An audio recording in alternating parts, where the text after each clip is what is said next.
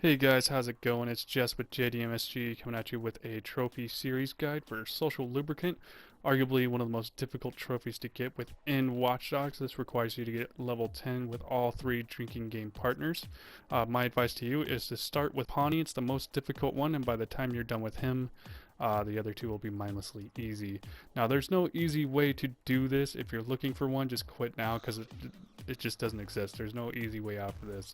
It's nothing but hand-eye coordination and trial and error and just learning process, learning curve, and just learning the patterns. So yeah, you're gonna fail. You're gonna see the fail screen 1,001 times, but I do got a couple tricks to show you guys that I hope will help you guys out tremendously for those of you that are having difficulty. So just enjoy the series. There's gonna be about 3 or 4 videos. I haven't quite decided yet to cover all 10 levels.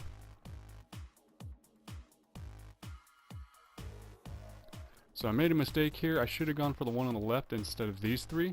You always want to get them in order as they appear instead of what's convenient when in these ones.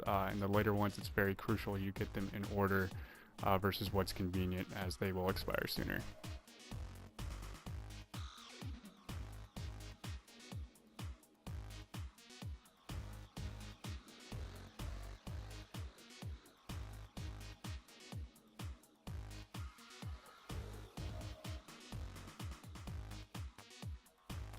Alright, so success, level 1 is done. He is wasted, he's blacking out. So right here I'm going to show you what you can do to speed up getting him back to sober. You don't have to save your game or quit or anything. You can literally just wait there for 30 seconds and he'll spry back up. I actually just go over to the bar and have a couple beers, and by the time I'm finished with the second one, he's back up and going.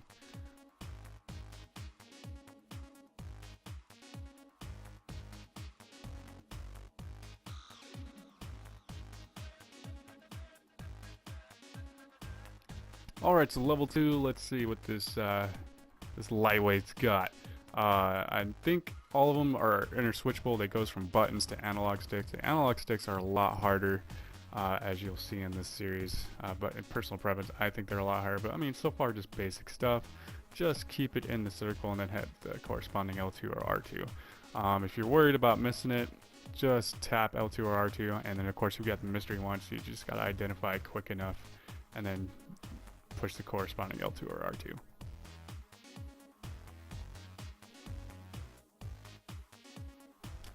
Now these ones, you don't want to overdo them. Just pretend it's a still circle. It will travel along with the circle, so you don't need to compensate with the circle's movement.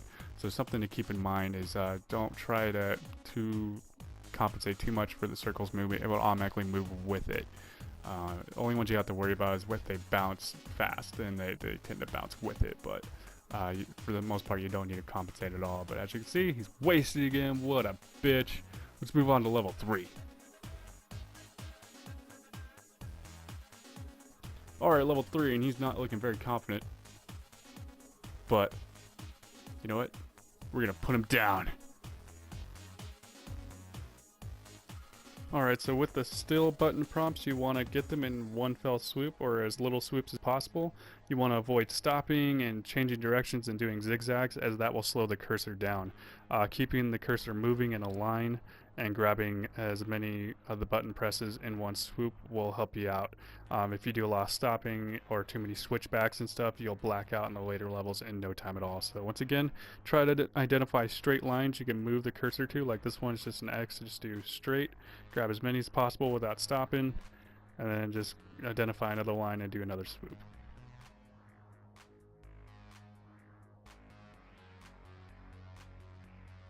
Alright, this one's a synchronized pattern, so just learn the pattern and then predict where the buttons are going to go before they get to you.